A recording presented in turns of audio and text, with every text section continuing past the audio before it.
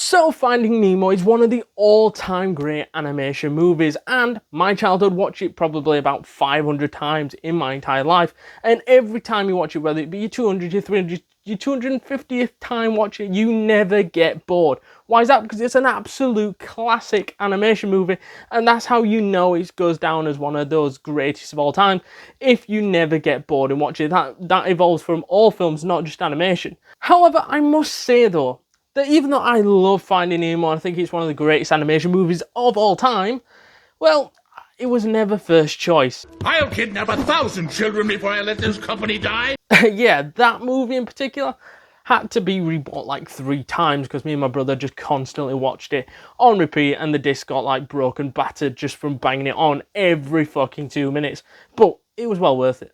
However, with Finding Nemo, I think it was great how this movie explored the ocean in such a kid-friendly fashion, and we got to see the enjoyable parts of the sea and some of the most unpleasant parts of the sea. Fish are friends, not food. And I think the story of Marlin looking for his son after he was taken by a diver, again, the story mixed with the ocean stuff for kids and whatnot, it's just the perfect animation movie for kids. However, something that is worth talking about, which is really interesting, is who is the villain? Is there a villain? No. The answer is no, there isn't really a villain. There's a lot of challenges for Marlin to overcome, and it just proves what he will go through hell and back to be able to save his son and to be able to get him back. And I think that was the best part about the film, because you had no villain and you had the adventure. You're more following his journey of going through every obstacle, whether it be sharks, whether it be jellyfish, whether it be going on the back of turtles just to get across the ocean to Sydney to save his son. And I think that was fantastic. That showed that he would go through absolutely anything to be able to save his son. That for me just shows the story that sums up the animation movie to a whole, and is very inspirational in that sense as well.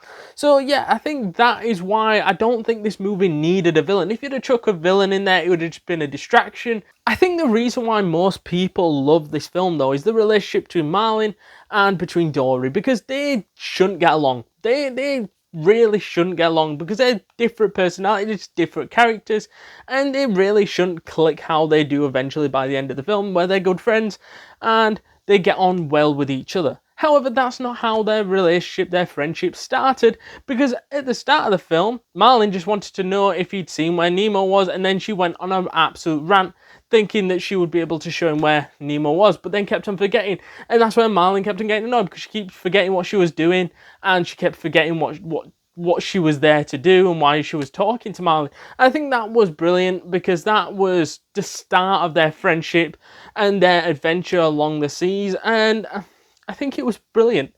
I think it was genius putting those two together, because yes, she was forgettable. Yes, she was annoying at times. But with Marlin there, it was a great back and forth of seeing them two get along at times and not get along at times. It was just great. And I think that's what made this movie, like this part about the movie, a highlight, because it made it entertaining on this journey of Finding Nemo. No pun intended. I feel the ending of Finding Nemo, again, no pun intended, felt predictable but good at the same time. It was a feel-good ending of Marlin finally saving his son and being able to take all his friends that he met in the fish tank as well back to sea, which was fantastic. Great end to the film, and nothing unpredictable, because it would have been a bit weird, right, if they'd just flushed Nemo down a toilet, or if they'd just killed him off. That would have been one hell of a weird surprise ending, but I would have loved it. But at the same time, kids would have been fucking distraught, so probably not the best thing to do, let's be honest. So they probably ended it in the best way they possibly could have. Before we jump back into this video, guys, please do us a massive favour and smash that subscribe button, because you do not want to miss a thing this week, next week, and the week after, because we've got tons and tons of content planned for you guys, and you can do us a massive favour by smashing that subscribe button, joining the community, getting updates to all the latest videos, from the YouTube shorts to the actual videos. It is well worth it, completely free, and you will not regret it. To summarise Finding Nemo then, this is easily an 8.7 out of 10 and a classic film. Let us know your thoughts down in the comments down below, whether it's good, bad, terrible, amazing. Let us know all that jazz down those comments down below. And also, if you haven't yet seen our incredible movie review, go give it a watch.